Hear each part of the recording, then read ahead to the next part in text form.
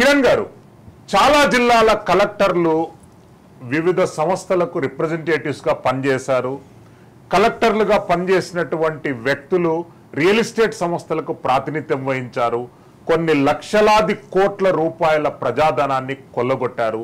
తెలంగాణ రాష్ట్రంలో ఎన్నో ప్రాజెక్టులు, అంటే జెన్యున్ గా నాకు తెలిసిన పరిస్థితి మీరు రియల్ ఎస్టేట్ ఫీల్డ్ లో ఉన్నారు. మీతో పాటు ఈ ఇండస్ట్రీని నమ్ముకున్నటువంటి వాళ్ళు ఎంతో మంది ఉన్నారు. వాళ్ళందరినీ కూడా అన్యాయం జరిగిందనేటటువంటి ఆవేదన వాళ్ళ మధ్య కనిపిస్తుంది. వారి గురించి మీరు ఎట్లా మాట్లాడతారు?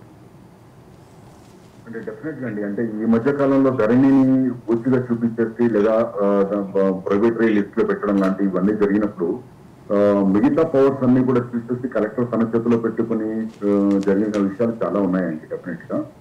సో ఈ దీంట్లో ఏంటంటే లోపల ఇన్సైడ్ ఇన్ఫర్మేషన్ అంతా కూడా కలెక్టర్ల దగ్గర వెళ్ళినప్పుడు కొన్ని వేల ఫైల్స్ వాళ్ళు నార్మల్ గా ఉన్నటువంటి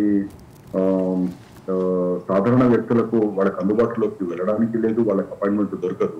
బట్ మిగతా చోట్ల మటుకు డెఫినెట్ గా అలా జరిగిపోవడము, అవన్నీ క్లియర్ అవడము, అలాంటి చోట్లలో స్పెషల్ వెస్ట్ సైడ్ లో ఉన్నటువంటి ప్రాజెక్టులు అన్ని కూడా క్లియర్ అయిపోవడము, ఆ ప్రాజెక్టులు వాళ్ళు లాంచ్ చేసేయడము మన కళ్ళ ముందు మనం చూస్తూ వస్తున్నాం. అంటే ఇక్కడ జనరల్ గా ఇంతకుముందు రోజులలో కలెక్టర్స్ ఎలా ఉండేవాళ్ళంటే కింది స్థాయిలో కొంత మనకు కరప్షన్ కానీ ఇంకోటి కనపడ్డా కూడా దీంట్లో మటుకు కొంతవరకు వాళ్ళు చాలా జెన్యున్ గా ఉండేది.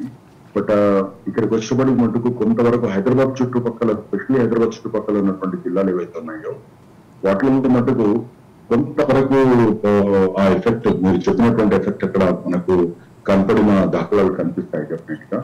అంటే ఇక్కడ ఏమైపోయిందంటే ఈ గవర్నమెంట్ రియల్ ఎస్టేట్ వ్యాపారము అనేది ఓన్ చేసి మరి 100 కోట్లకు తీసుకెళ్ళినప్పుడు డెఫినెట్ గా అది ఏ హైప్ క్రియేట్ అయిపోయింది. దాని ఇంపాక్ట్ హైదరాబాద్ ఎంతగా దెబ్బతిన్నది అంటే ఎక్కడైనా ల్యాండ్ కాస్ట్ కంట్రోల్లో ఉంటే కానీ ఆ సిటీ గ్రోత్ రాదండి. ల్యాండ్ కాస్ట్ ఎప్పుడు కానీ కంట్రోల్లో ఉండాలి. ఎందుకంటే కన్స్ట్రక్షన్ కాస్ట్ అనేది ఎక్కడ పోయినా దాదాపు ఒక 200-300 రూపీస్ 100-200 రూపీస్ కంటే తేడా ఉండదు. ఎందుకంటే స్టీల్, సిమెంట్, బిల్డింగ్ మెటీరియల్ ఏదైనా కూడా.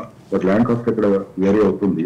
బట్ హైదరాబాద్కి వచ్చినప్పటికి మనకు 10-12 వేల రూపాయలు ప్రీమియం అండ్ 4-4.5 వేలు మనకు లోయర్ సైడ్ లో ఉంటే ఈ కాస్ట్ కాస్త ఎక్కువ అవ్వడానికి ఈ హైప్ క్రియేట్ చేయడము, ఎక్కడైతే 100-200 కోట్లు ఉందో అంటే ఓవర్ నైట్ మనం ఇంకా చూస్తే ఒక 10 ఎకరాలు మార్చేస్తే 1000 కోట్లు, అంటే 100-200-1000 కోట్లు అనేది ఎక్కడ దానికి వాల్యూ లేకుండా చేసేసి హైదరాబాద్ ఆల్మోస్ట్ బాంబే సెంట్రల్ లో ఉన్నటువంటి ప్లేసెస్ కి చాలా దగ్గరగా తీసుకెళ్లినటువంటి దాఖలాలు ఇక్కడ మనం ఎక్కువగా చూస్తుంటాం. అంటే నేను చెప్పేది ఏంటంటే Hyderabad is beautiful city, centrally located, మంచి లాంగ్వేజ్ కల్చర్ ఉన్నటువంటిది అండ్ మంచి గ్రోత్ ఉన్నది. సడన్ గా లాస్ట్ 14 ఇయర్స్ నుంచి ఇంకా తీసుకుంటాండి స్పెషల్ గా అది చాలా పెయిన్ఫుల్ గా, అంటే ఎక్కడ కనెక్ట్ అయినటువంటి సిచ్యువేషన్ లోకి అది నెట్టబడిందేమో అన్నటువంటి ఒక అంటే మేము ఇది రియల్ ఎస్టేట్ లోనే ఉన్నాం, రియల్ ఎస్టేట్ లోనే ఉండాలి.